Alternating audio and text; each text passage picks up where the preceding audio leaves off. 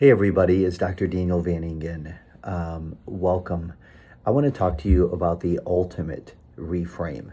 Now, a reframe in cognitive behavioral psychology is to reframe I'm incompetent with this skill set to I have the ability to succeed and to support all those whom I care about.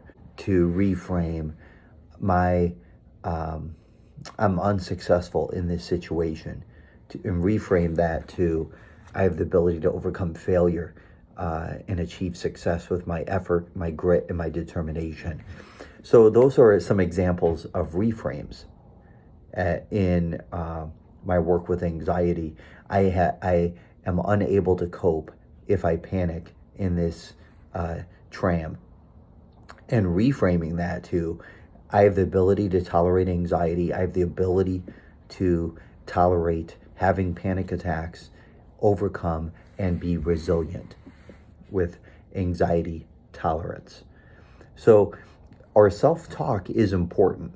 And so, when you think about the landscape of our internal psychology and our self talk and ways that we self soothe when anxiety elevates, and so what we tell ourselves is important. Now, I want to talk to you about the ultimate reframe. What is the ultimate reframe in life? The ultimate reframe is seeing adversity as positive.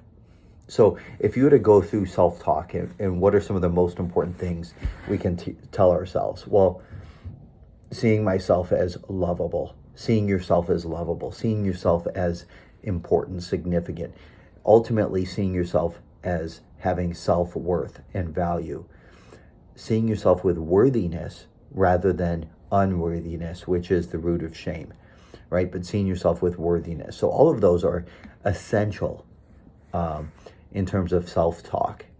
But what is the ultimate reframe? What is the most important, what we would call, what is the most important cognitive reframe?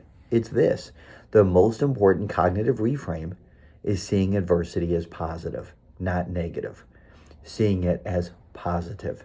Can you look in the face of adversity and see it as not negative, but positive in your life? Can you look at struggle and say, okay, how did I grow? Can you look at emotional pain and see it as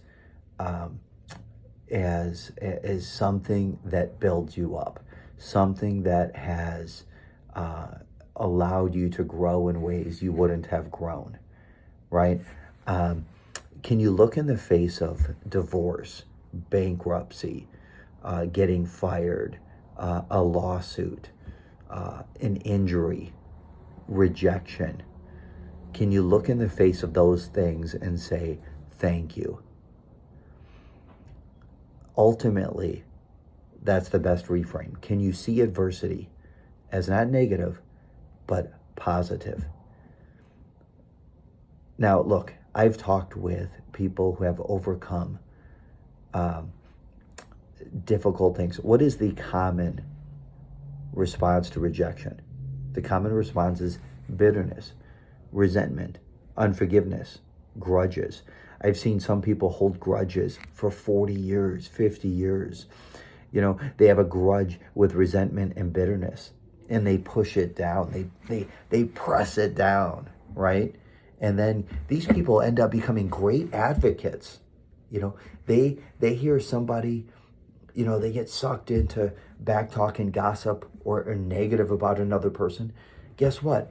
That bitterness and resentment rise up. The schema, the grudge schema, gets activated. And these people become great advocates for you. And they can easily join in on the bitterness and resentment. What's happening there? Their grudge schema is being activated. And so these people become great advocates, great supporters, become very supportive if you're going through a tough thing, if you're getting rear-ended, if you're getting sideswiped in life, if you're getting hit hard by rejection, or if you're going through a divorce, or if you're getting fired, or there's this major thing going on with your supervisor. These people rise up, What is that? But what is the key to freedom? What is the key to freedom? And it's not getting bitter, but it's getting better. It's not blaming or complaining, but it's changing, right? It's not about having bitterness, grudges, unforgiveness. Um, the bitterness has a neurological effect on our bodies. They're somatic, they're physical. This produces cortisol levels that has long-term ramifications if we hold on to bitterness. Ultimately, the goal is to not hold on to that, but engage in a life of freedom, of forgiveness, of not getting bitter but better, and being about change. Ultimately, that's where our freedom, our joy lies. It's in change. It's how, instead of blaming, but it's taking 100% responsibility and changing me. That's where your freedom is. Ultimately, it's in change. And what is the thing that accounts for the greatest amount of change? It comes back to this. What is the ultimate reframe?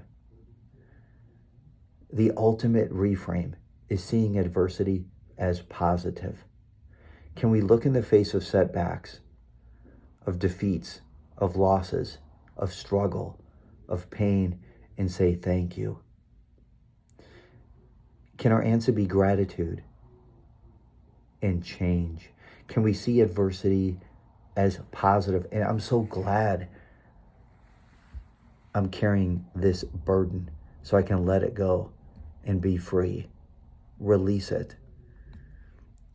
I'm better because of it.